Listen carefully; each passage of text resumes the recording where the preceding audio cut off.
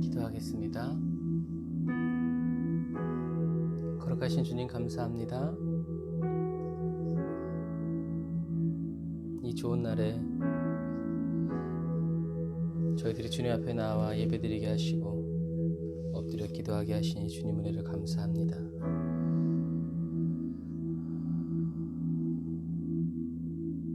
성령님을 인정하고 환영하고 모셔드리오니 성령이 우리 가운데 임재하여 주셔서 저희로 하여금 주님 곁에 세워주시고 저희로 하여금 주님의 길에 항상 서 있을 수 있도록 인도하여 주옵소서. 이 시간 저희들의 모든 것들을 다 내려놓고 오직 주님만을 의지하고 주여 저희 각 사람의 영혼이 오직 주님만을 의뢰하여 전심으로 나아가오니 성령 하나님 우리 각 사람을 영접하여 주시고 지금 예배드리는 그 자리에서 하나님의 음성 듣게 하시고 영광 중에 계신 주님의 얼굴을 볼 수 있도록 변화되어지고 새로워질 수 있도록 주님 도와주옵소서.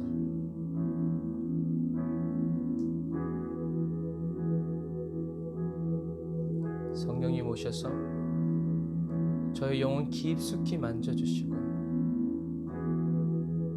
저희들의 무의식까지 어루만져 주셔서 예수 그리스도로 충만케 하시고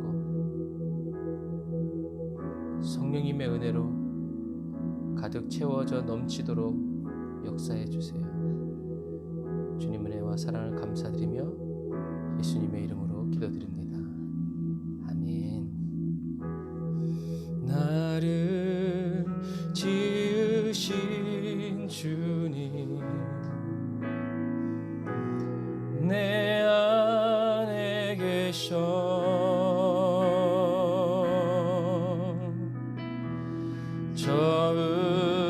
처음부터 내 삶은 그의 손에 있었죠. 다시 한 번 더. 나를 지으신 주님 나를 지으신 주님 내 안에 계셔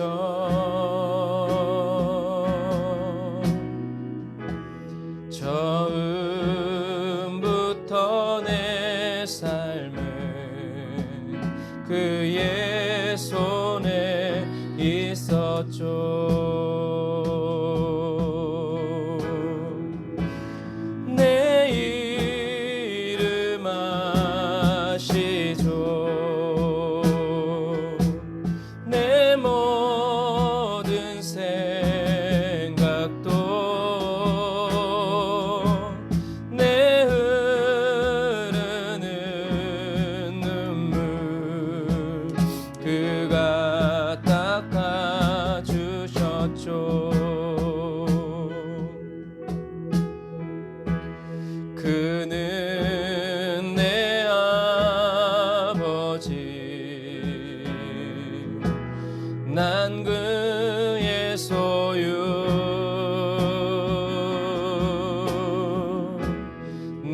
내가 어딜 가든지 날 떠나지 않죠.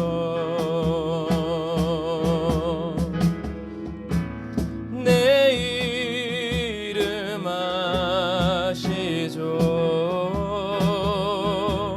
내 모든 생각도 아바라 부를 때 그가 들으시죠.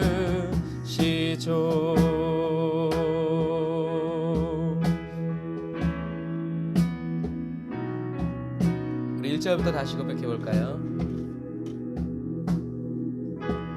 나를 지으신 주님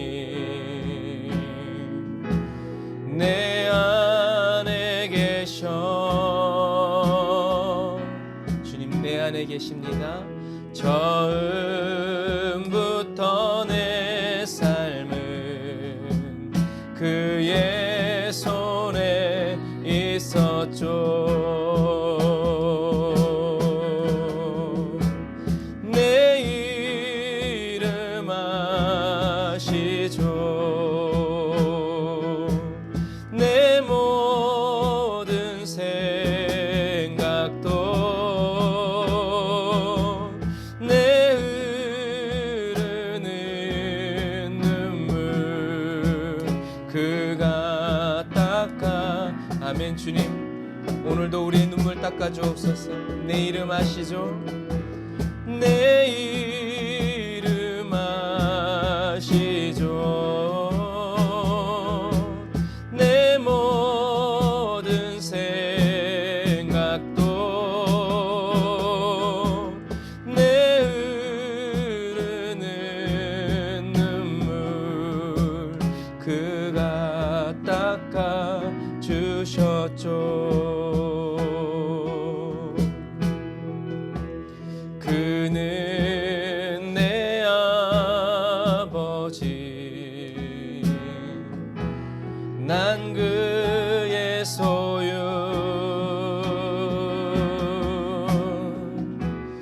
내가 어딜 가든지 날 떠나지 않죠. 내 이름 아시죠. 아멘. 내 모든 생각도 아바라 부를 때 그가 들으시죠. 다시 한 번 더. 내 이름 아시죠. 내 이름 아시죠. 내 모든 생각도 아바라 부를 때 그가 들으시죠. 그가 들으시죠.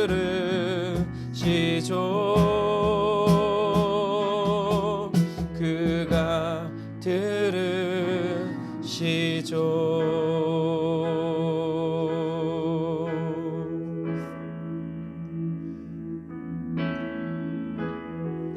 저와 여러분의 기도와 간구에 세밀히 응답하시는 주님을 찬양합니다. 이 세상을 살아가는 동안에 주께서 하시오니 나의 힘을 의지할 수 없으니 기도하고 낙심하지 말 것은 주께서 참 소망이 되심이라. 다시 한 번 더. 이 세상을 살아가는 동안에 나의 힘을 의지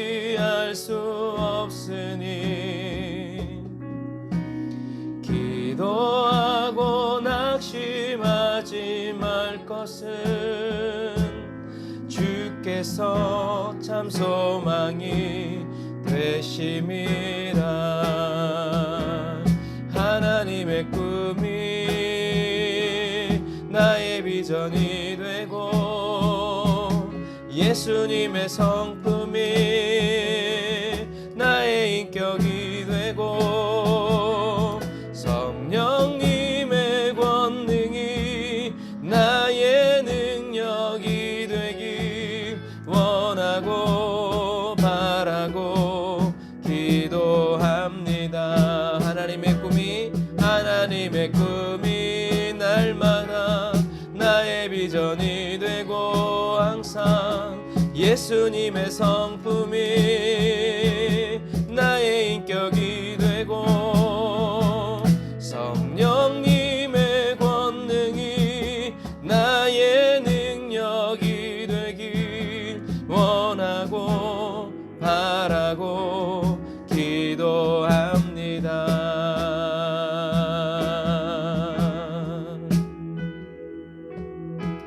주의 길을 걸어가는 동안에 세상의 것 의지할 수 없으니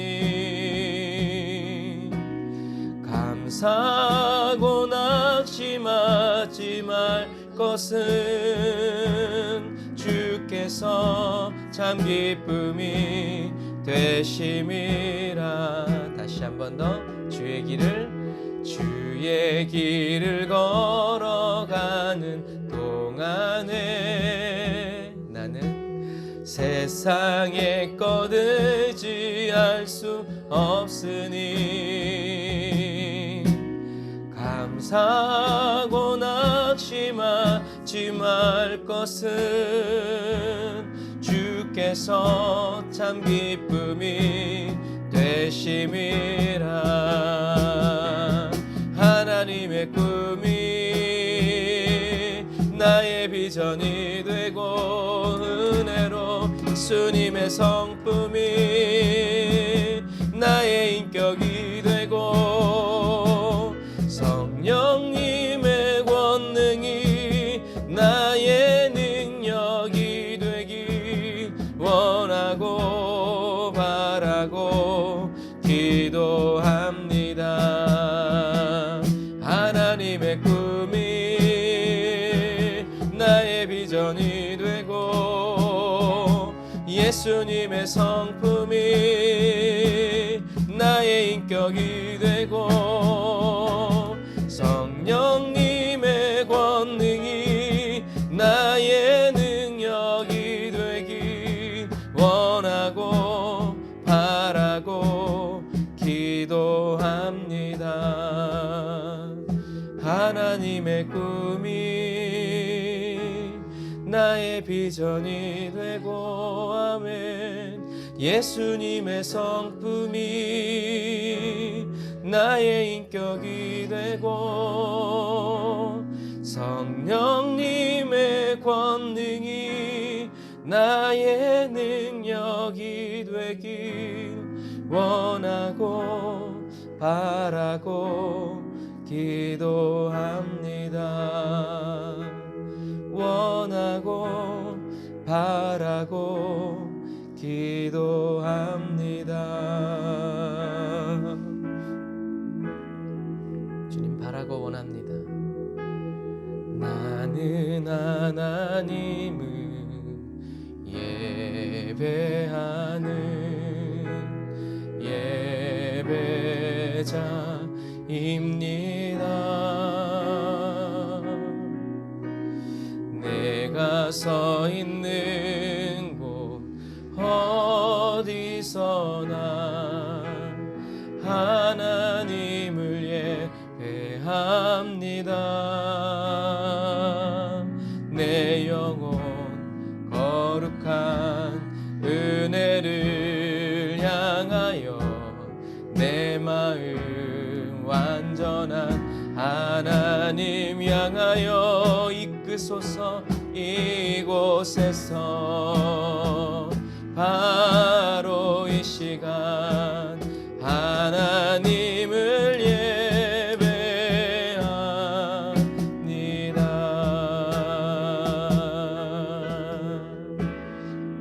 하나님 예배자의 심령을 부어 주옵소서.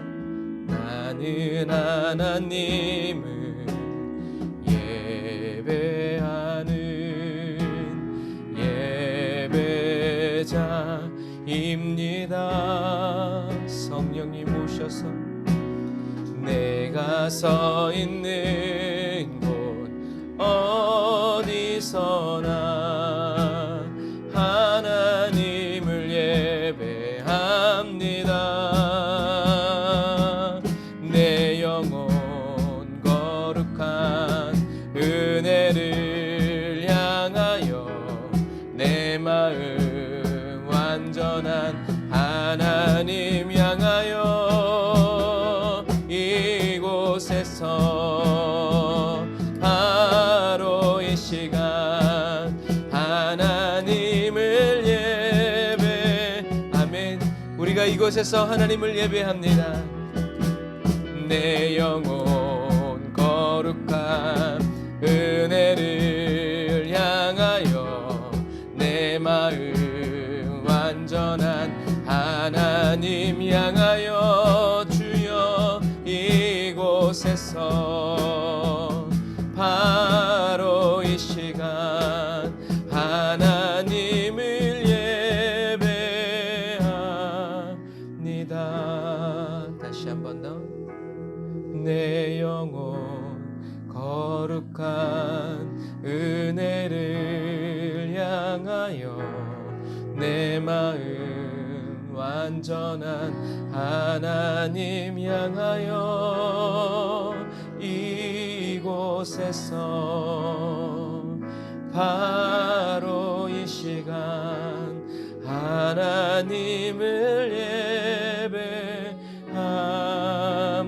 예배합니다. 이곳에서 바로 이 시간 하나님을 예배합니다.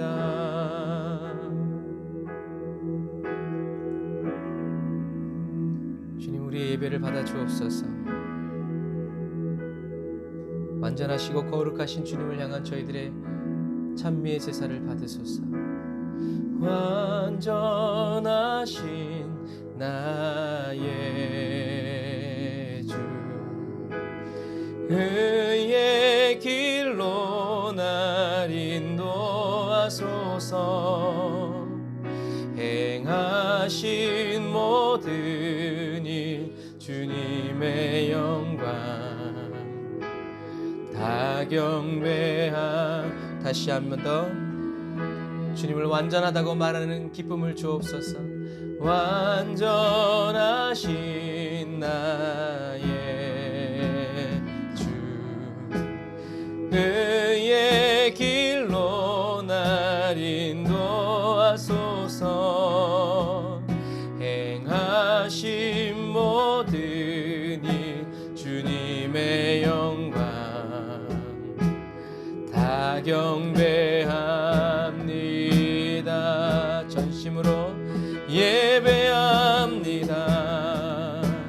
찬양합니다. 주님만 날 다스리소서.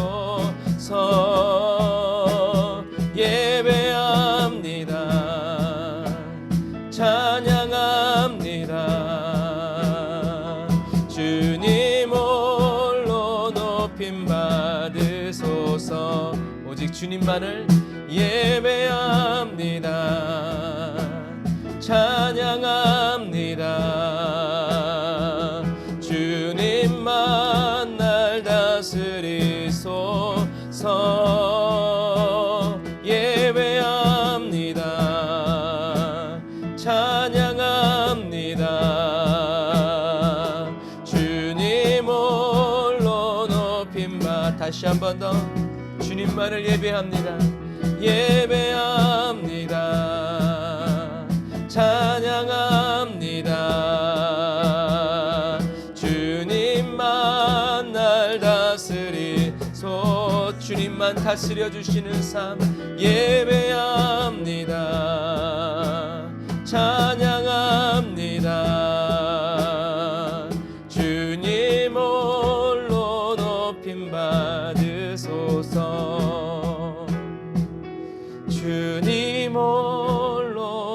높임 받으소서. 주님, 우리가 원합니다. 주님 홀로 높임 받으소서.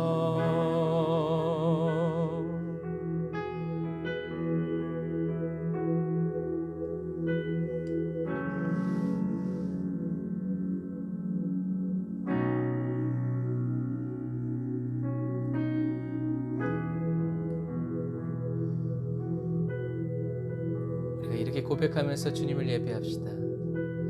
예수님,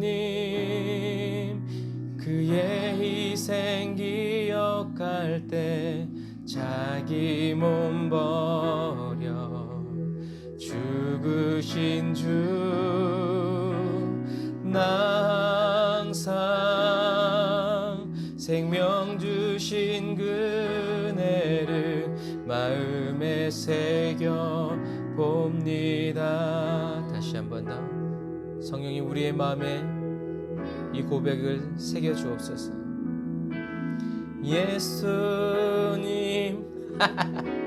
그의 희생 기억할 때 자기 몸 버려 죽으신 주, 나 항상 생명 주신 그네를 마음에 새겨 봅니다. 아이고 주여, 마음에 새겨 봅니다. 주 달리신 십자가를 내가 볼 때 주님의 자비 내 마음을 겸손케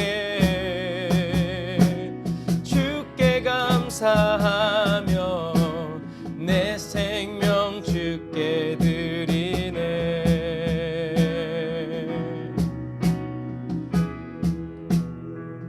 이제는 저 높은 곳에 앉으신 하늘과 땅의 왕 되신 주, 아멘. 나 이제 놀라운 구원의 은혜 높여 찬양하리라,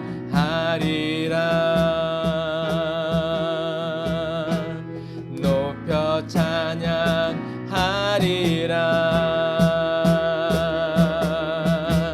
주 달리신 십자가를 내가 볼 때 주님의 자비 내 마음을 겸손케 해, 아멘. 주께 감사하며 내 생명 주께 드리네. 다시 한 번 더. 주 달리신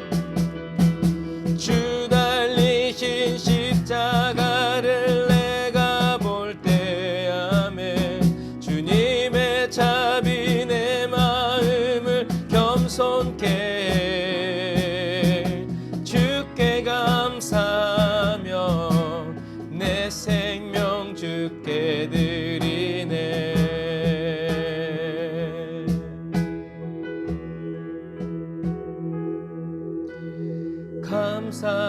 감사드리리 주의 십자가 나의 친구 되신 주,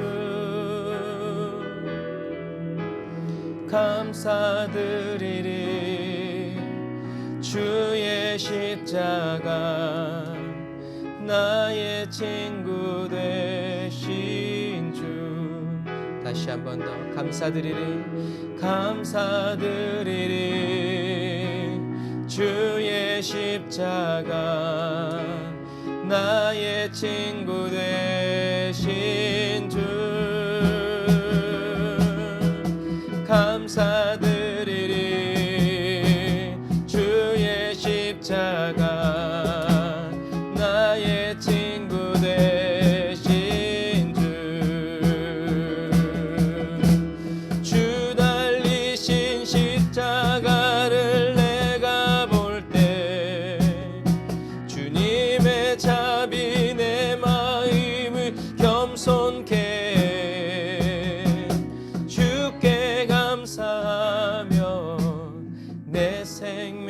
주께 드리네.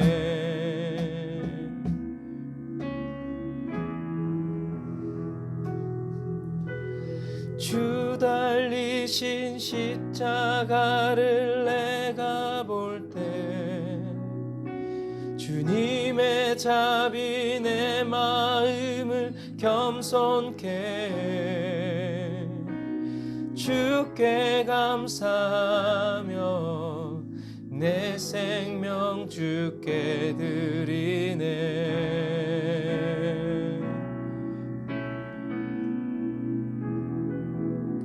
아멘. 저와 여러분을 위해서 십자가에 못 박히신 예수님께 우리 감사의 박수 올리겠습니다.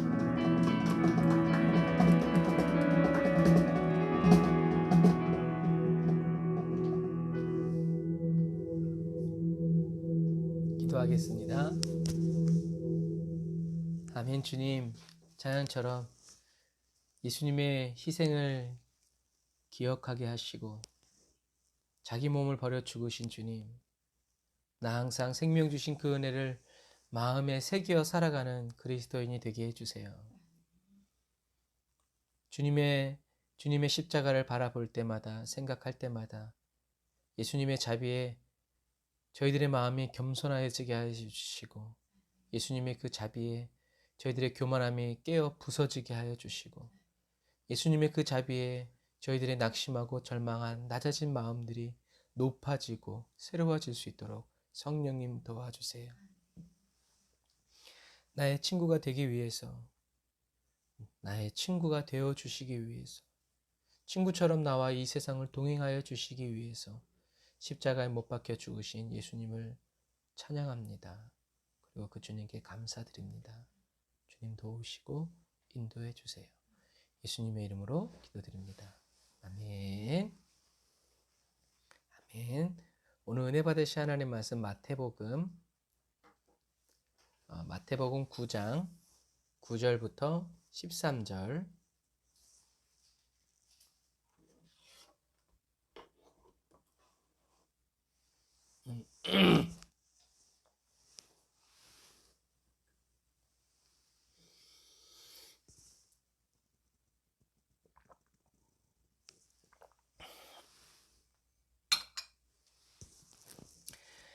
에브리데이 언더그라운드 처치에 오신 여러분들 환영합니다. 오늘 말씀은 마태복음 9장 9절부터 13절부터 봅니다. 제가 읽어드릴게요. 예수께서 거기서 떠나 지나가시다가 마태라 하는 사람이 세관에 앉은 곳을 보시고 이르시되 나를 쫓으라 하시니 일어나 쫓으시니라. 예수께서 마태의 집에서 앉아 음식을 잡수실 때에 많은 세리와 죄인들이 와서 예수와 그 제자들과 함께 앉았더니 바리새인들이 보고 그 제자들에게 이르되 어찌하여 너희 선생은 세리와 죄인들과 함께 잡수시느냐. 예수께서 들으시고 이르시되 건강한 자에게는 의원이 쓸데없고 병든 자에게라야 쓸데있느니라. 너희는 가서 내가 긍휼을 원하고 제사를 원치 아니하노라 하신 뜻이 무엇인지 배우라. 내가 의인을 부르러 온 것이 아니요 죄인을 부르러 왔노라 하시니라. 아멘. 계속 말씀드리지만 저와 여러분들이 성경 속에서 주님의 음성을 듣기 위해서는요, 저와 여러분들의 형편과 환경에 사로잡혀 있으면 안 돼요. 뭔가 돌파구를 찾기 위해서 하나님의 말씀을 읽을 때 하나님의 말씀이 떠오를 때도 있지만요, 그러면요 너무 환경과 내 필요에 의해서 하나님의 말씀이 이렇게 하나님이 보여주시는 대로 보이지 않을 때가 많아요. 성경을 여러분들이 철저히 읽을 때는 누구의 관점으로? 예수님의 관점으로, 하나님의 관점으로 봐야 돼요. 예를 들어서 예수님이 왜 이런 말씀을 하셨는지, 그리고 그 당시의 사람들은 왜 그렇게 생각했는지, 그래서 하나님의 관점에서 성경을 읽으려고 하고 또 그 시대의 문화적인 특성들을 살펴보면서 성경을 읽으면 예수님과 제자들, 예수님과 세상 사람들이 왜 그런 대화가 오갔는지를 알 수 있어요. 그러면 막 변화무쌍한 환경에 의해서 하나님의 말씀이 이렇게 변질되는 것을 우리가 막을 수가 있어요. 항상 그것을 신경 쓰셔야 돼요. 자, 예수님이 오늘 지나가시죠? 저번 주에 뭐가 있었어요? 중풍병자를 고치셨죠? 여러분들이 이것을 항상 잘 이렇게 기억에 떠올려야 돼요. 생각 붙잡고 있어야 돼요. 어떤 일이 있었는지. 그래서 가다라 지방 가서 귀신 들린 사람 치료해줬고 거기서 거부해서 예수님이 쫓겨나시고 왔더니 기적을 보지도 않고 믿는 사람이 있어서 고쳐주시고 그 사람이 고쳐주시고 그 사람이랑 이렇게 노닥거리고 있었던 게 아니라 바로 또 주님은 자리를 옮기셔서 지나가시죠. 지나가시는데 우리 보면은 9절 보면 거기서 떠나 지나가시다가, 물론 성경에는 지나가시다가라고 쓰여 있지만 하나님께는 우연이 있다 없다? 없다. 하나님은 우연이 없어요. 우연이 되는 건 영적인 세계에서 아무것도 없어요. 뿌린 대로 거두기 때문에 그래요. 그래서 하나님은 성경은 그냥 지나가시는 것 같지만 하필이면 그 길을 지나가신 거죠. 그래서 나중에 이제 예수님의 공생의 후반 사역을 보면 굳이 이렇게 가도 될 길을 주님은 이렇게 걸어가시죠. 왜요? 사마리아 여인을 만나기 위해서. 그래서 예수님이 하시는 모든 일과 행동에는 어떤 의도가 있었어요. 이것처럼 예수님이 지나가시는데 누가 있었어요? 마테라 하는 사람이 세간에 앉아 있는 것을 보셨어요. 마가복음 2장 14절에 보면요. 마가는 마테를 뭐라고 쓰냐면 알페오의 아들 레위라고 써요. 마테라고 안 해요. 그리고 누가도 마테를 누가복음 5장 27절에 레위라고 불러요. 우리는 별로 신경 쓰지 않는 거지만 그러나 이 누가와 마가는 마테를 마테라고 부르지 않아요. 왜요? 세리였기 때문에 그래요. 그래서 이 마태복음을 지은 저자가 세리였다는 것을 좀 이렇게, 지금이야 우리는 뭐 아무 상관없지만 그 당시에 성경이 막 이렇게 회람될 때에는 이게 누가 쓴 거냐에 대한 사람들의 관심도 있었기 때문에 세리가 썼다라고 이렇게 하지 않기 위해서 세리가 아니라 누구다? 레위 지파의 아들이었다. 뭐 이제 이런 식으로 그래서 이 두 사람은 마태가 세리였다는 것을 고의적으로 숨기기 위한 것일 수도 있어요. 그래서 이 레위는 본명이고 회심한 이후에 이제 마태라고 불리워진 것 같아요. 그래서 근데 이 세관이 여러분들의 동네에 있는 그런 세관이었는지 아니면 항구나 이렇게, 왜냐하면 이 가버나움이라는 도시는 무역로였기 때문에 무역이 굉장히 활발한 항구였어요. 그래서 이 세관이 무역이 들어오고 물건이 오는 이제 이렇게 항만에서 세금을 받는 그런 세관이었는지 아니면 이런 동네에서 세금을 걷는 세관이었는지는 알 수 없어요. 그런데 좀 약간 이런 무역로 쪽에, 그 말은 무슨 말이겠어요? 돈이 더 많이 되었다는 이제 얘기겠죠. 그래서 어쨌든지 이런 그래서 예수님이 지나가실 때 마태가 잘려서 예수님을 따라간 게 아니라 마태는 굉장한 돈을 만질 수 있는 그런 지위와 그런 신분을 어떻게 해요? 포기하고 버린 거예요. 예수님이 마태가 뭐 이제 뭐 인생의 히스테리를 느끼고 마태도 갱년기였는지 이제 그건 모르겠지만 그런 내용은 안 나와 있으니까 중요한 건 뭐예요? 예수님이 세관에 들어오신 것도 아니고 지나가다가 마태가 그때 일보다 잠깐 나왔는지 나오려고 했는지 모르겠지만 세관을 지나가다가 누가 쓱쓱 나왔는지 상상을 해보면 쓱 나왔는지 서 있었는지 모르겠지만 예수님이 지나가시다가 뭐라 그래요?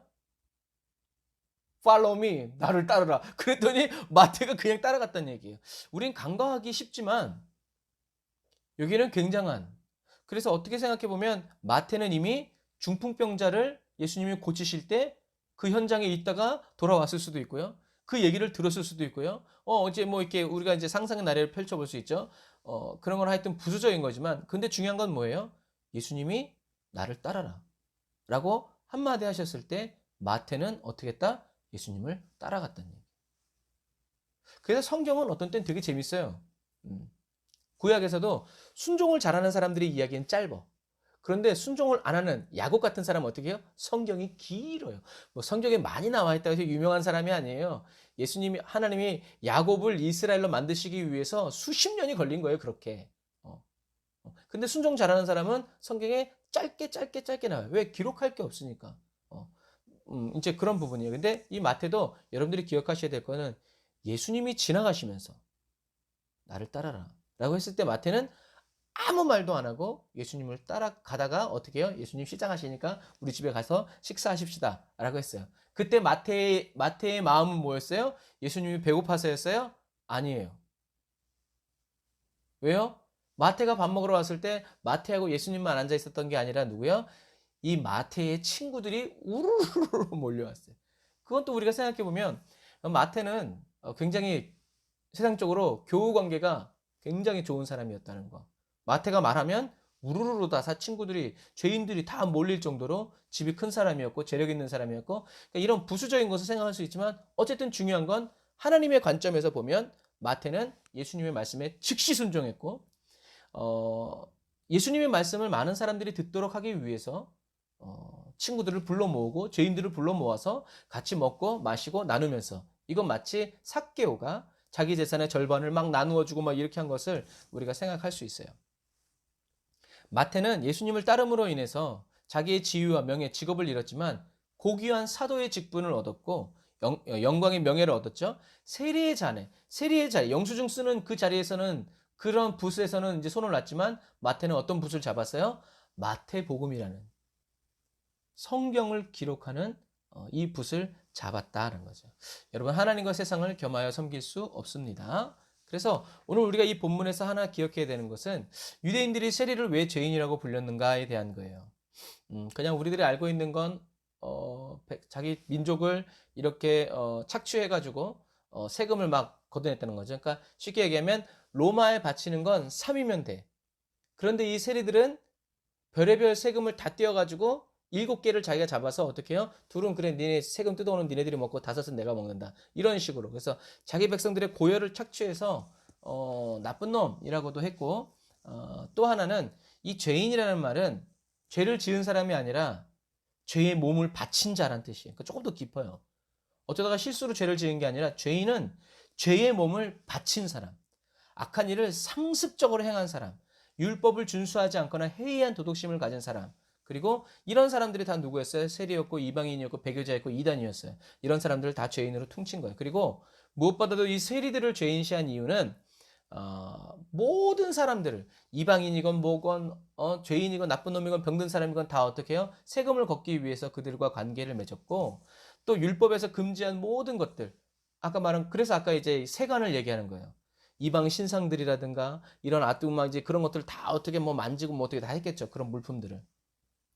직업적인 부분에서 그리고 아까 말한 것처럼 자기의 뜻과 목적을 얻기 위해서 로마의 군대를 동원하기도 하고 재산을 몰수하기도 했고 그래서 그런데 문제는 뭐예요? 이러한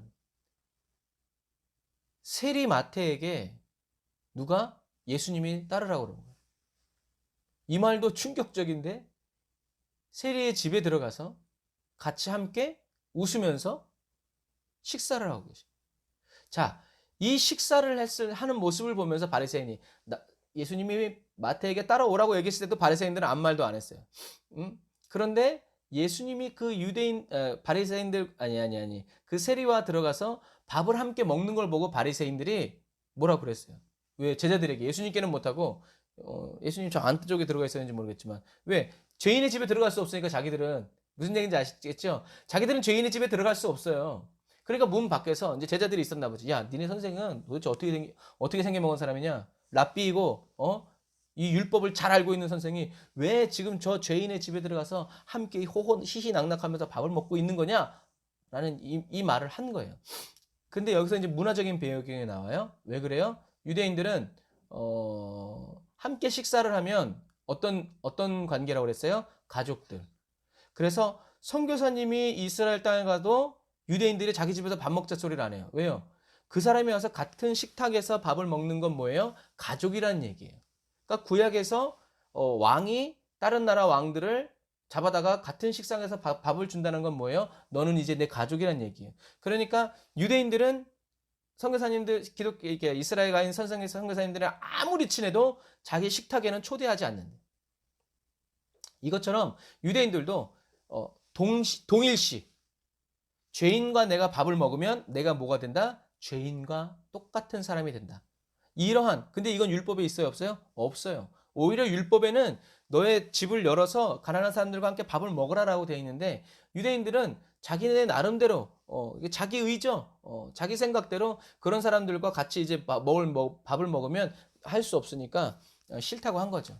그래서 그런데 예수님이 그런 죄인들에게 둘러싸여서 같이 밥을 먹는 걸 보고 열받은 거예요. 왜요? 예수님은 가난한 목수가 아니었어요. 예수님은 랍비였고 아주 그 토라에 대해서 학식 있는 회당에 가서 펼쳐서 이것을 읽을 수 있을 정도의 아주 인정받은 사람이었어요. 그래서 목수라고 생각하면 그냥 우리 이렇게 직업을 천히 보는 게 아니라 했어요. 왜요? 사도 바울도 뭐 만드는 사람이었어요? 천막. 왜 그랬어요? 유대인들은 다 자기 자녀들에게 그 사람이 평생 뭔가를 해서 살아갈 수 있는 직업을 가르쳐요. 그래서 사도 바울도 바리새인 중에 바리새인이었지만 그런 할 수 있는 기술을 가지고 있는 거예요. 그래서 세계 어느 나라 가든지 그 일을 통해서 먹고 살 수 있게 되는 거죠. 그래서 유대인들이 지금도 세계 경제를 잡고 있는 거예요. 그래서 제자들이 어쨌든 이런 말을 듣고 있을 때 예수님이 그 소리를 들으셨죠? 그래서 예수님이 뭐라고 얘기하세요? 12절, 여러분 12절 한번 같이 읽어봅시다. 12절 시작. 예수께서 들으시고 이르시되 건강한 자에게는 의원이 쓸데없고 병든 자에게라야 쓸데있느니라. 이 얘기를 들어보면요, 마치 병든 자는 누구예요? 세리. 그래서 예수님은 그 세리들을 고치러 오신 분처럼 생각해요. 근데 이게 약간 달라요. 이게 우리 생각이에요. 예수님이 의사는 건강한 사람에겐 필요하지 않고 병든 사람에게 필요하다라고 말씀하신 이유는 그 말을 누구에게 하셨어요? 바리새인들에게 하셨어요. 세리들에게 한 말이 아니라 바리새인들에게 했다는 얘기예요. 그러면 이게 무슨 뜻일까? 바리새인들은요, 자기네들 스스로가 어떻게 생각했어요? 자기네들은 의인이고 영적인 의사다. 그래서 자기네들은 하나님의 말씀으로 사람들을 고치고 가르치고 올바른 길을 살아갈 수 있도록 하는 사람들이 누구다? 자기네들이라고 생각했어요. 그런데 예수님이 그 바리새인들을 봤을 땐 뭐예요? 실제로 이 바리새인들은 자기는 하지 않으면서 율법의 짐을 무겁게 지우면서 자기네들보다 더 악한 자식이 되게 하는 악질적인 뭐였다? 돌팔이 의사. 그래서 예수님은 바리새인들에게 그렇게 얘기한 거예요. 너희들은 의사라고 얘기하지만 너희들은 의사가 아니야. 너희들은 돌팔이야. 너희들은 무슨 병인지 알지도 못하면서 너희들은 그냥 율법의 의무만 지우지. 너희들은 하지도 않으면서. 그런데 예수님은 어떤 분? 예수님은 그런 의사가 아니에요. 예수님은 살리시는 분이라는 거죠. 그런 의미예요. 그래서 두 번째 또 뭐라고 얘기했어요? 내가 자비를 원하고 제사를 원치 않는다라는 말씀이 무엇을 뜻하는 것인지를 배워라라고 얘기했어요. 이건 뭐예요? 아까 그 앞절과 이어서 자기가 영적인 의사라고 생각하는 바리새인들에게 너희들은 실제로 가서 뭐라고요? 말씀을 더 공부해. 너희들은 말씀을 잘 알고 있다고 하지만 내가 보니까 너희들은 말씀을 다시 배워야 되는 아주 초보의 신자들이다라고 말씀하시는 거예요. 우리가 알고 있는 거랑 전혀 다르죠. 왜요? 왜 초보였어요? 자비를 행하지 않았기 때문에 그래요. 자비는 또는 다른 말로 뭐라고 그랬어요? 긍휼이라고 그랬어요. 긍휼. 긍휼의 어원은 엄마의 자궁이라고 그랬죠. 바리새인들은 겉으로는 경건의 모양이 있었어요. 그런데 뭐가 없었어요? 경건의 능력. 그게 뭐예요? 자비죠. 용서예요. 그래서 바리새인들은 경건의 모양은 있었지만 경건의 능력이 없는 쭉정이에 불과했던 거죠. 바리새인들은 우리가 요즘에 주일날 이제 요한계시록 하는 것처럼 하나님과의 첫사랑을 잃어버리고 자기가 눈멀고 가난하고 병들었음을 전혀 인식하지 못하고 있었던 부요한 종교인들이었다라는 거예요. 그러나 예수님은 병들어 죽어가는 인간들을 고치시기 위해서 자비를 행하셨죠. 예수님이 저와 여러분들에게 행하신 자비가 뭐예요? 그렇습니다. 예수님의 십자가죠. 예수님은 말로만, 의무만, 어떻게 해라 가르치지만 않으시고 어떻게 해요? 예수님이 직접 하나님의 자비를 나타내 보이셨어요. 어떻게? 십자가에 못 박혀 죽으심으로. 인간들을 사랑하는 마음으로 예수님은 자기의 생명을 십자가에 내려놓고 대신 죽어주셨죠. 예수님이 자기의 생명으로 하나님을 섬기고 또 다른 사람들을 섬긴 거예요. 저와 여러분들을 섬겨주신 거예요. 그래서 이 자비를 행하는 하나님이 기뻐하시는 이 일을 통해서 하나님의 경건의 능력이 나타나고 생명의 역사가 나타나는 거죠. 예수님은 바리새인들이 죄인이라고 생각하고 여기는 세리 마태를 제자로 부르셨고요. 그리고 그의 친구들과 함께 마태의 집에서 다른 죄인들과 함께 식사를 하셨어요. 이건 뭐예요? 고쳐주시기 위해서. 하나님이 어떤 분이신지 알려주기 위해서. 왜요? 이 사람들은 죄인이기 때문에 하나님의 말씀을 들을래도 들을 수가 있어요? 없어요? 없어요. 왜? 회당에 갈 수도 없고 이 사람들과 말을 섞는 사람도 아니고. 그러니까 어떤 의미에서 세리 마태는 어떤 인생의 어떤 뭐 회의를 느꼈을 수도 있고 어떤 인생의 궁금증이 생겼을 수도 있죠. 그때 마침 누굴 만난 거예요? 예수님을 만난 거예요. 예수님은 예수님을 죄인들에게 인도하여 주시는, 예수님이 가고 싶어서 간 게 아니죠. 하나님이 딱 찍어서 내비에 찍어준 거예요. 그래서 그런 말 있잖아요. 올 사람은 길을 안 알려줘도 찾아서 오고요. 안 올 사람은요, 내비를 찍어줘도 안 온대요. 그거랑 똑같아요. 하나님은 예수님을 누구에게로 인도하셨어요? 거라사 광인에게도 인도하셨고, 중풍병자에게도 인도하셨고, 또 누구에게도 세리마태에게도 인도하셨고. 그러니까 예수님은 죄인이다 아니다를 따지지 않고 어떻게 해요? 자비를 행하셨다. 하나님이 말씀하신 그대로. 그래서 어떤 때는 왜 이렇게 하는지 모르겠지만 나를 따르라고 했을 때 마태가 따라가니까 이것도 하나님 뜻이구나. 그렇게 알 수 있죠. 예수님이 전하여 주신 그래서 예수님은 예수님을 죄인들에게 인도하여 주시는 하나님의 인도하심에 순종했어요. 그리고 하나님의 사랑을 전해 주셨어요. 예수님이 전해 주신 하나님의 말씀을 듣고 세리마태는 예수님의 제자가 되어서 따라갔고요. 하나님의 말씀을 들은 바리새인들은 전혀 변화되지 않았어요. 그런데요, 성경은 되게 재밌는 게 예수님이 이런 말을 막 하고 계시는데 누가 찾아와요? 세례 요한의 제자들이 예수님께 찾아와요. 우리 14절부터 17절 한번 읽어볼까요? 이 두 본문은 같이 이어서 읽는 것이 좋아요.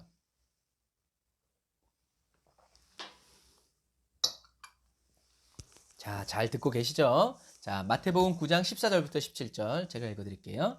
그때 요한의 제자들이 예수께 나와. 그러니까 생각이 재밌는 거야. 그때 이제 아주 우리 하나님은 이 대본을 쓰는데 대가였어요. 그때의 요한의 제자들이 예수께 나와 가로되. 그래서 여러분들이 성경을 읽을 때 그냥 글자만 읽지 말고 머릿속에 이런 장면들을 좀 이렇게 그려보세요. 그러면 더 재밌어요. 그때의 요한의 제자들이 예수께 나와 가로되 우리와 바리새인들은 금식하는데 어찌하여 당신의 제자들은 금식하지 아니하나이까? 예수께서 저희에게 이르시되 혼인집 손님들이 신랑과 함께 있을 동안에 슬퍼할 수 있느냐? 그러나 신랑을 빼앗길 날이 이르니 그때에는 금식할 것이라. 생배 조각을 낡은 옷에 붙이는 자가 없나니 이는 기운 것이 그 옷을 당기어 헤어짐이 더하게 되며 새 포도주를 낡은 가죽 부대에 넣지 아니하나니 그렇게 하면 부대가 터져 포도주도 쏟아지고 부대도 버리게 됩니다. 새 포도주는 새 부대에 넣어야 둘이 다 보존되느니라. 아멘. 그래서 이걸 이렇게 딱딱딱딱 끊어서 얘기할 수도 있지만 그런데 이 앞에 본문과 이어졌을 때 왜 이런 성경에 이 이야기가 쓰여져 있는지를 우리가 좀 더 명확하게 알 수 있어요. 자, 요한의 제자들이 이때 예수님을 찾아와서 예수님을 힐난하듯이 이렇게 말하는 이유는 예수님이 말씀하고 다니실 때 세례 요한은 어디가 있어요? 감옥에 갇혀 있어요. 그런데 세례 요한이 감옥에 갇혀 있는데 예수님은 그 세례 요한을 꺼내기 위해서 구명운동을 벌이지 않고 어떻게 해요? 돌아다니면서 귀신을 쫓아주고 중풍병자를 고쳐주고 얼쇼 오늘은 또 세리를 부르고 세리들이 집에 가서 밥을 먹고 있는 거야. 그러니까 이 요한의 제자들이 열받아 안 받아? 열받지. 우리는 하나인 줄 알았는데. 세례 요한이 키워놓은 제자들 빼가더니 이제는 세례 요한에 대한 고마움도 없고 막 이러니까 열받은겨. 금식은 유대인에게 있어서 금식은 구제와 기도 이렇게 3대 의무예요. 유대인들은 반드시. 그래서 바리새인이 그러는 거예요. 나는 일주일에 2번 금식하고 뭐 하루에 몇 번 기도하고 11조를 뭐 이렇게 한다. 이제 이런 거. 그래서 금식과 구제, 기도는 유대교의 3대 행동 규범이었어요. 바리새인들은 일주일에 2번씩 금식했는데요. 실제로 율법은 금식을 요구하지 않아요.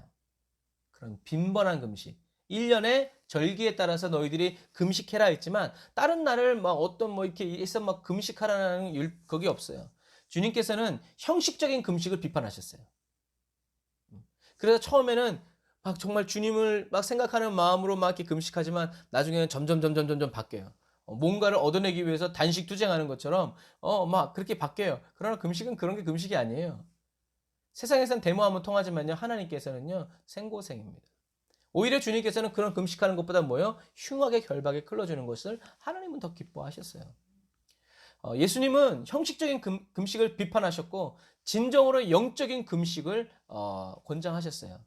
더군다나 요한이 말한 지금 요한의 제자들이 말한 이 금식은 공식적인 금식이 아니라 자발적인 금식이었어요. 그래서 어떻게 생각해 보면 감옥에 갇혀 있는 세례 요한을 위해서 어떻게 해요? 금식하면서 하나님께 기도하고 있었을 수도 있겠다 싶어요. 그런데 이 세례 요한의 제자들이 본 건 뭐예요? 예수님이 죄인들과 함께, 그러니 죄인들의 밥상이니 얼마나 산의 진미가 많았겠어요. 그러니 그런 걸 보고 있으니까 열받아 안 받아? 나 같아도 열받지. 음. 그래서 예수님의 제자들이 금식하지 않는 이유에 대해서 세 가지를 들어서 얘기하세요. 예수님의 제자들이 금식하지 않는 첫 번째 이유는 지금 제자들은 신랑의 친구들이라는 거예요.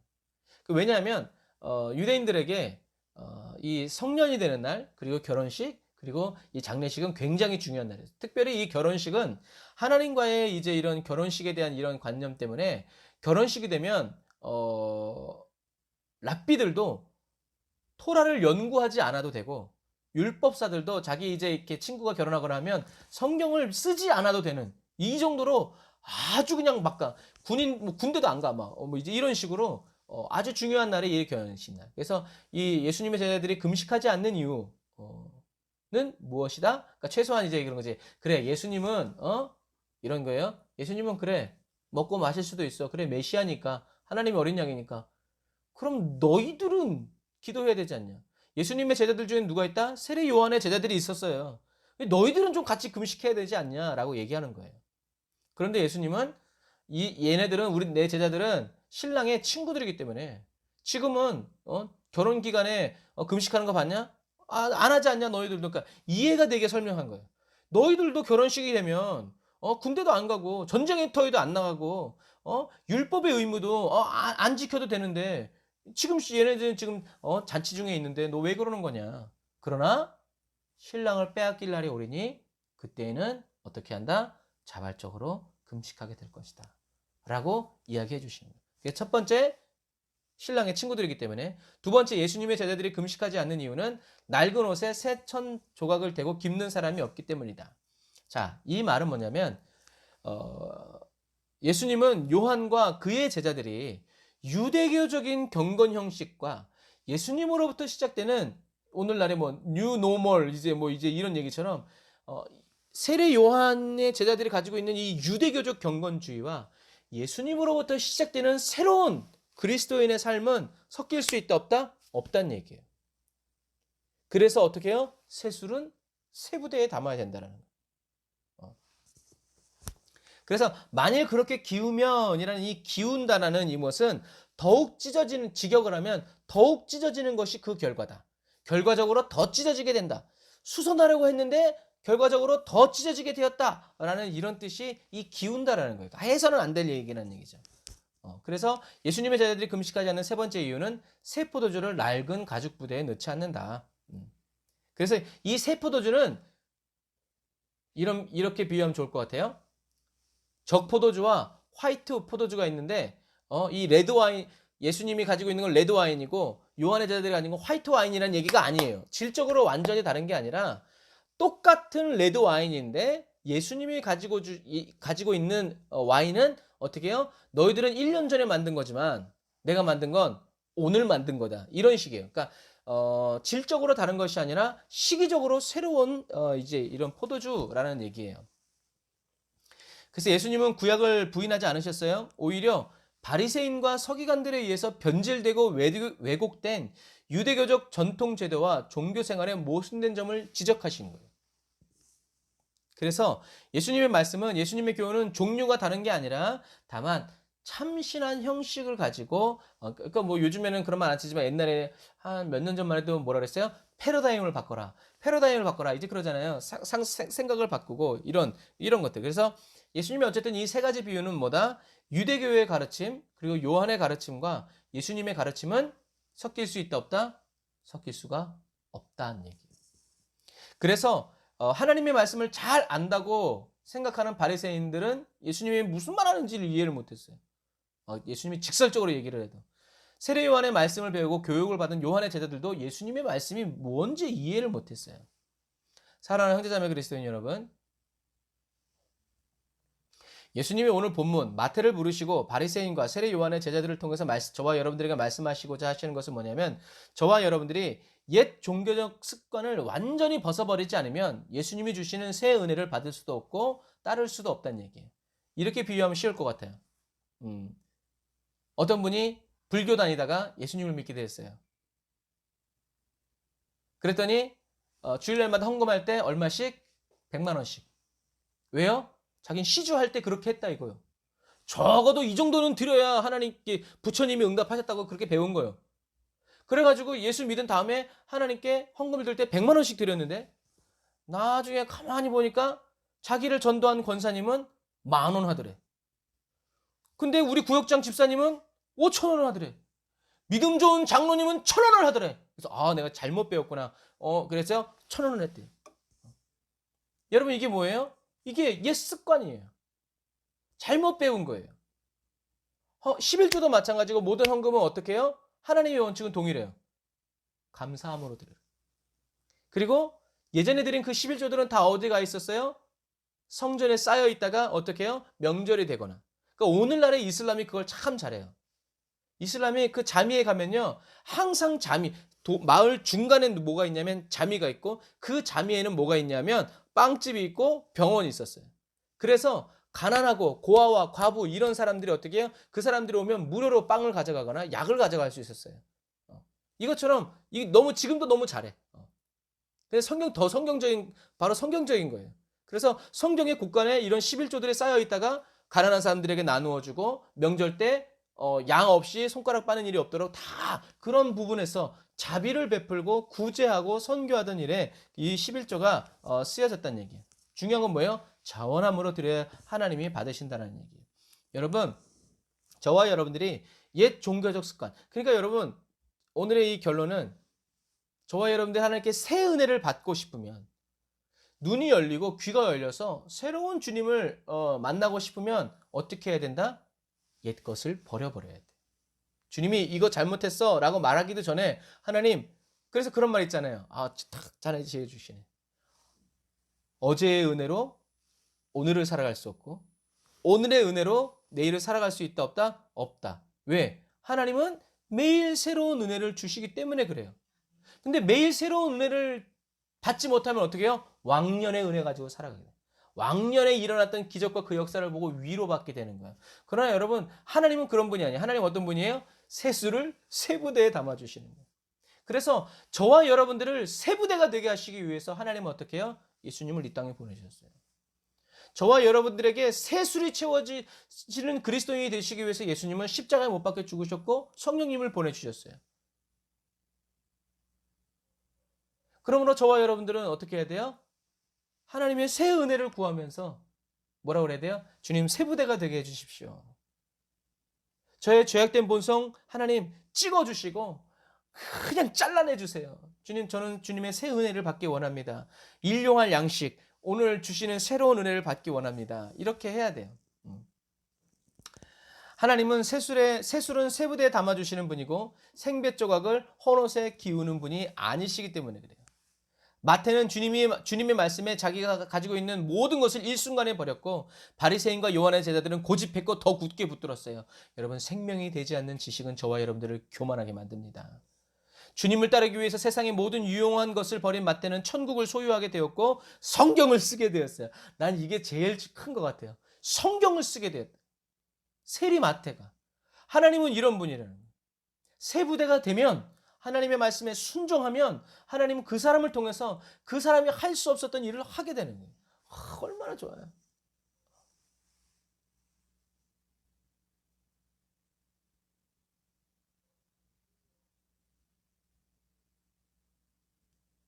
그러나 아무것도 버리지 않은 바리새인과 요한의 제자들은 헌옷을 입고 오래된 포도주로 만족하면서 무엇을 소유하게 됐어요? 지옥을 소유하게 되었죠.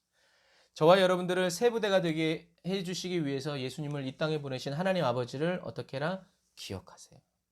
나 이런 것도 안 들어주고 이런 기독답도 안 들어주고 미워요 막 이렇게 째려보지 말고 저와 여러분들을 새롭게 해주시기 위해서 새 은혜를 주시기 위해서 예수님을 이 땅에 보내신 자비로우신 주님을 아버지를 생각하고 또 그 예수님이 저와 여러분들에게 새 술, 성령, 새 은혜를 부어주시기 위해서 자기의 몸을 버리신 예수님과 그의 십자가를 기억하고 우리가 오늘 마지막 때 찬양했던 것처럼 마음에 새기는 성령님이 각인하여 주시는 그래서 성령의 능력으로 새 부대가 되어지면 어떻게 해요? 하나님은 새로운 새수를 새 성령을 새로운 말씀을 저절로 부어주셔서 저와 여러분들을 쓰신다는 거죠. 어떻게 해요? 하나님이 예수님을 죄인들에게 인도했듯이 저와 여러분들을 또 다른 죄인들에게 인도하셔서 목마른 자들은 값 없이 와서, 배고픈 자들은 돈 없이 와서 먹고 마시면서 어떻게 해요? 영생을, 천국을 유업으로 있게 해주는 그러한 예수님의 제자가 되어서 예수님을 굳건히 따라가는 저와 여러분들이 다 되시기를 주님의 이름으로 축복합니다.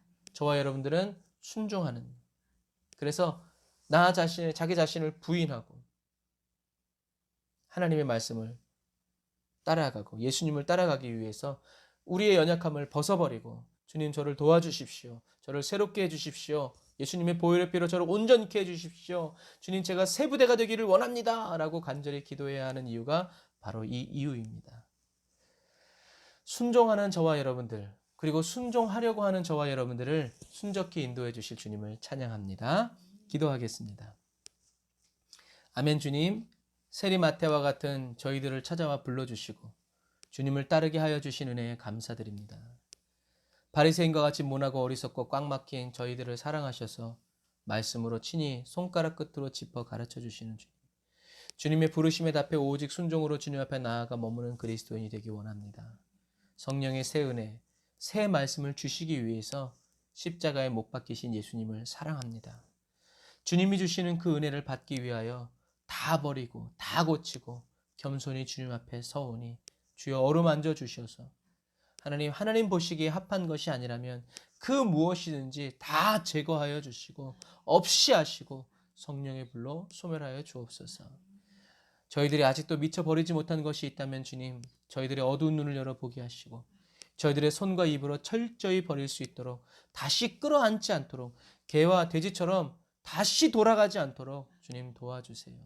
주님, 저희들이 이 땅에 살아가는 동안 저희들을 향하신 주님의 사랑과 희생을 기억하면서 자랑하는 신실하고 충성된 종으로 끝까지 살아가게 해주세요. 자비를 행하는 종이 되게 해주세요. 예수님의 이름으로 기도드립니다. 아멘. 아멘. 감사합니다. 오늘 말씀을 잘 기억하시고 초반에 말씀드렸던 것처럼 내 환경에 안경을 쓰고 주님을 만나면 안 돼요. 하나님의 관점에서, 그리고 그 시대적인 문화적인 관점에서 이렇게 성경을 보는 눈이 열려져야 됩니다. 그래서 성경을 읽기 전에는 꼭 주님의 음성을 들으려면 저와 여러분이 막 떠들고 있으면 들려요, 안 들려요? 안 들려요. 할 말 있으면 꼭 참고 말씀하십시오 라는 거, 그러한 태도와 자세를 꼭 가지고 계시기를 주님의 이름으로 축복합니다.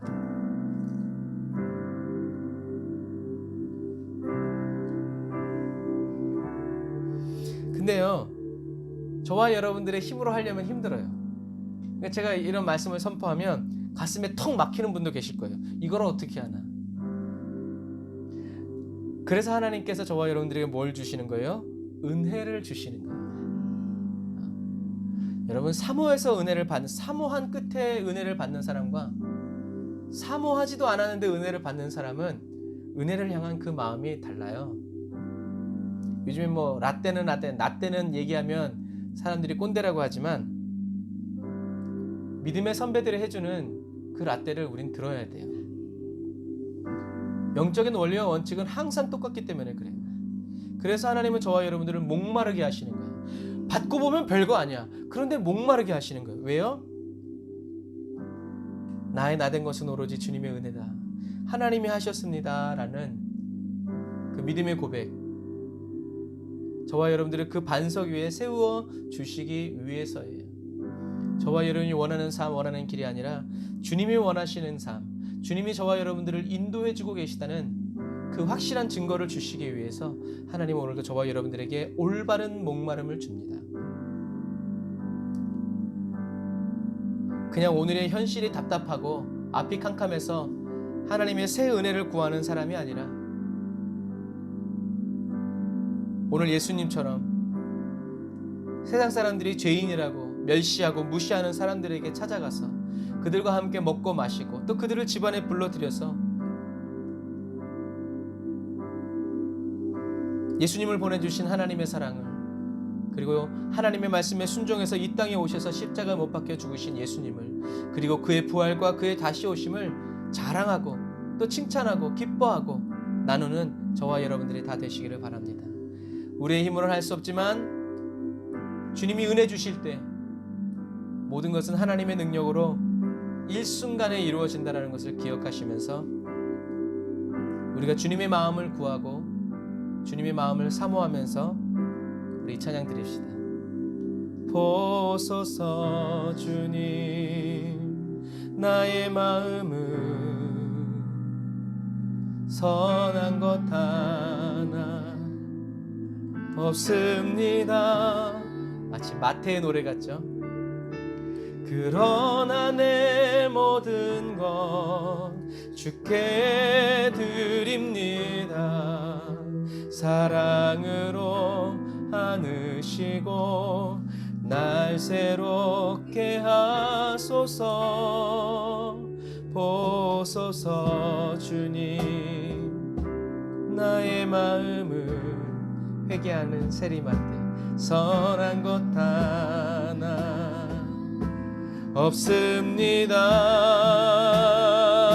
없습니다.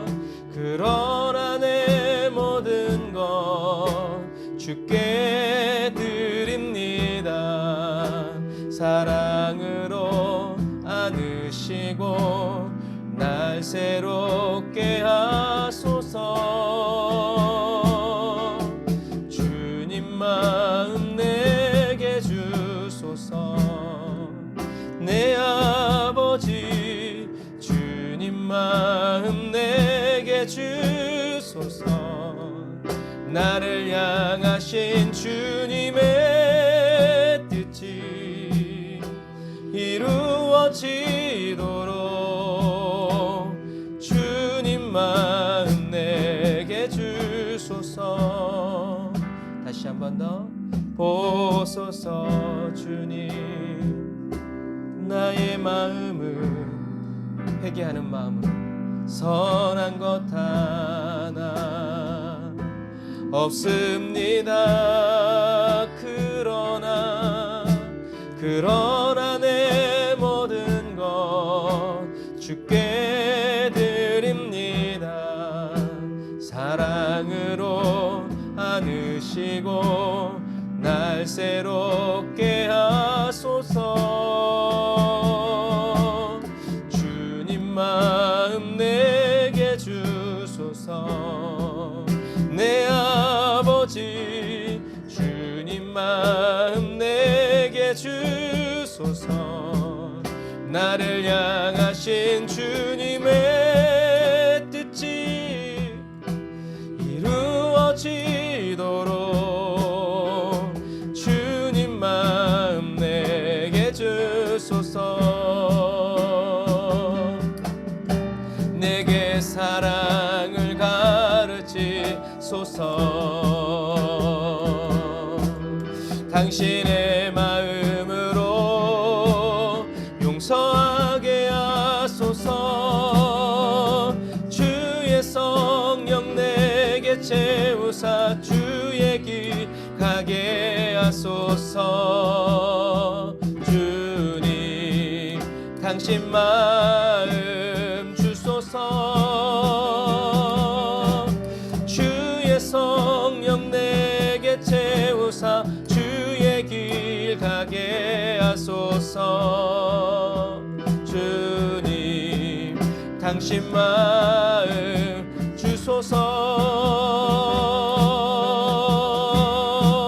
주소서.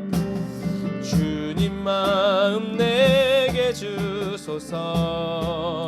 내 아버지 주님 마음 내게 주소서. 나를 향하신 주님의 뜻이 이루어지도록 주님 마음 내게 주소서. 다시 한 번 더. 주님 마음 내게 주소서. 내 아버지 주님 마음 내게 주소서. 나를 향하신 주님의 뜻이 이루어지도록 주님 마음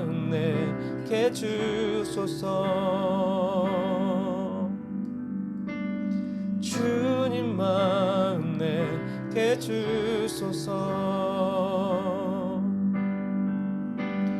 주님만 내게 주소서.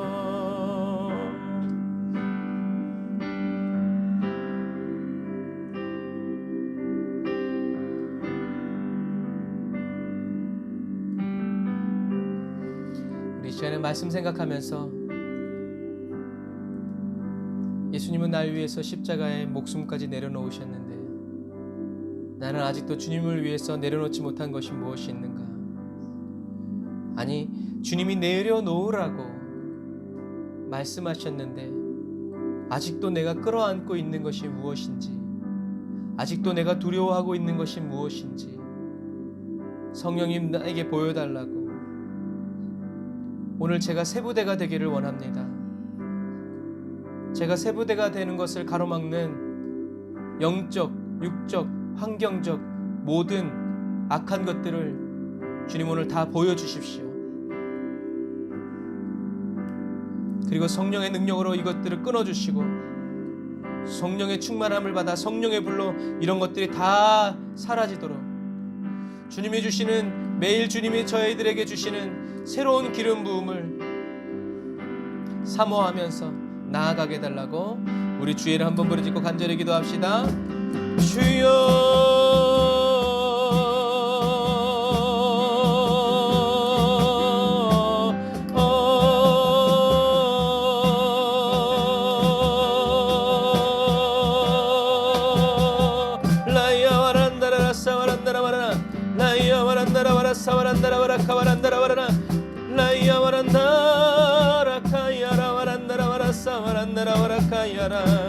아멘 아멘. 오 주님 아버지, 주의 마음 부어 주옵소서. 아버지 생명의 마음 부어 주옵소서. 아버지 하나님, 주님 저희들에게 주님의 사랑을 가르쳐 주시옵시고 주님의 은혜와 능력을 저희들에게 부어 주시옵소서. 오 주여 아버지 하나님, 주님을 따라가기를 원합니다. 예수님과 함께 가기를 원합니다. 라이야 와란다라라 산다라 와란다라라 사와란다라 와라카야라 라이야 와란다라 와라사 와란다라 와라카야란다라 와라라. 오 마태처럼 나를 따르라 말씀하시는 주님 따라갑니다. 나를 따르라, 나를 따르라. 주여 오늘 우리 각 사람에게 말씀하옵소서. 나를 따르라. 오 주님, 주님 따라가길 원합니다. 나를 따르라.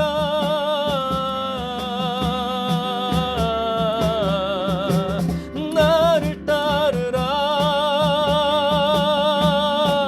우리가 예수님 보고 나를 따라오세요라고 말하지 아니하고 나를 따라오라고 말씀하시는 주님을 따라가기를 원합니다. 죄인들이 있는 곳, 병든 자가 있는 곳, 악한 자들이 있는 곳, 그러나 의에 줄이고 목마른 심령 그들에게 아버지 하나님이여 예수님을, 아버지 십자가에 못 박히신 예수님을, 부활하신 예수님을, 다시 오신 예수님을 전하게 하옵소서.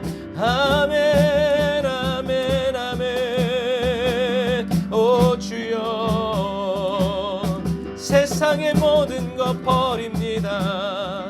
세상의 부와 명예와 인기와 아버지 모든 것 버립니다. 날 인도하소서, 날 이끄소서. 아멘 아멘 아멘.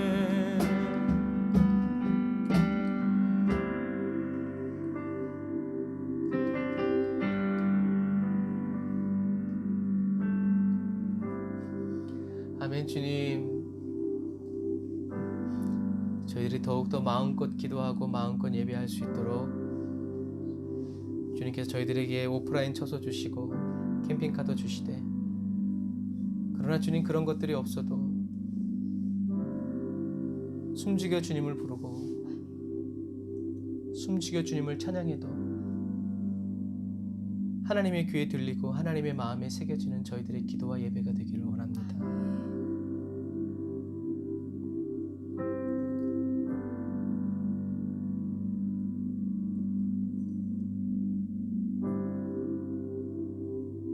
주님 감사합니다. 신랑을 맞으러 간 다섯 처녀가 지혜로웠던 이유는 기름을 준비했기 때문이고, 그들이 신랑을 맞이할 수 있었던 이유는 그들이 기름을 준비하지 않은 5 친구에게 기름을 나누어 주지 않았기 때문입니다.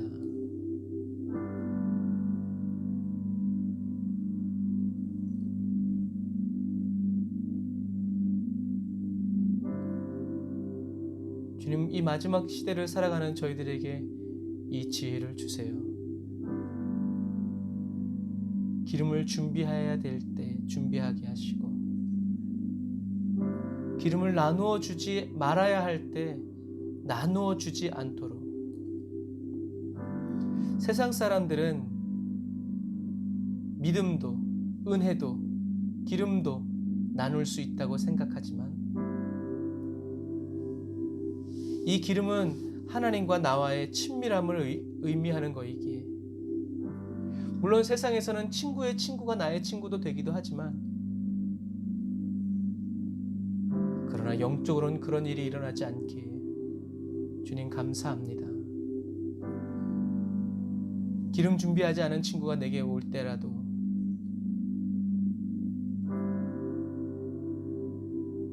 주님과 나 사이를 아무리 설명해줘도 그들이 알 수 없는 것처럼, 주님, 우리를 더욱더 세부대가 되게 하셔서 주님과 은밀한 곳에 거하는 그러한 그리스도인들이 되기를 원합니다.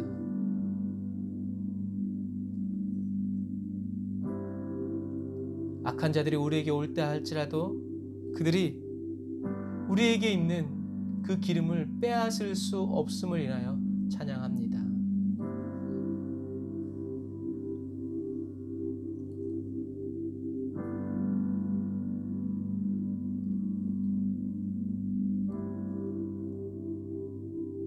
그래서 우리는 예수님을 자랑합니다. 예수님의 십자가를 자랑합니다. 우리가 받은 은혜를 나누어 주지 않고, 우리가 예수님의 이 세상에 오심과 예수님의 십자가 죽으심을 말할 때 그들에게 성령의 새로운 기름 부음이, 성령의 새로운 술이 부어지기 때문입니다. 이 좋으신 주님, 이 위대하신 주님을 찬양합니다.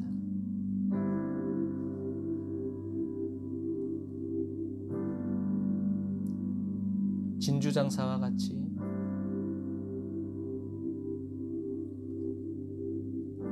주님을 저희들의 생명보다 더 귀중히 여기고, 주님의 말씀을 내 목숨보다 더 가치 있게 여기는, 그렇게 충성되고 신실한 그리스도인으로 이 마지막 때를 살아가게 하여 주옵소서.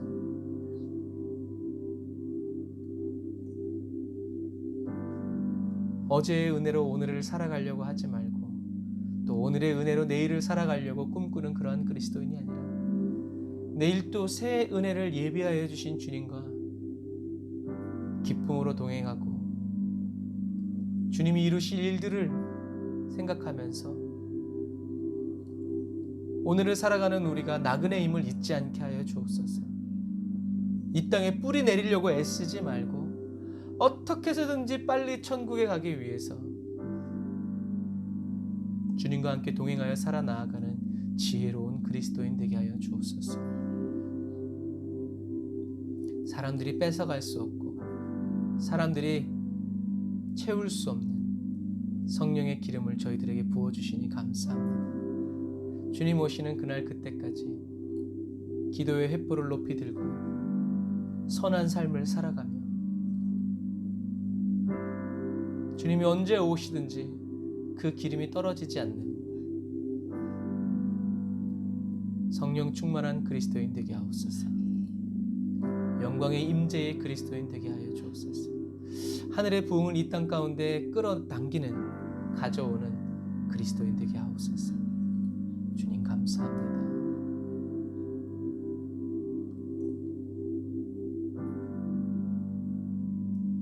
오늘 이 말씀을 나누면서 마태의 기분을 생각해 봅니다. 사도 바울과 같이 죄인 중에 괴수였던 자신을 불러주셔서 그것도 감사한데, 신약성경의 맨 처음을 장식하는 마태복음의 저자로 세리였던 마태가 얼마나 예수님을 열렬히 쫓아다녔는지를 상상해 볼 수 있습니다. 예수님의 한 말씀 한 말씀, 예수님의 눈짓과 손짓 그 하나까지도 놓치지 아니하고 다 기록하고 생각하여서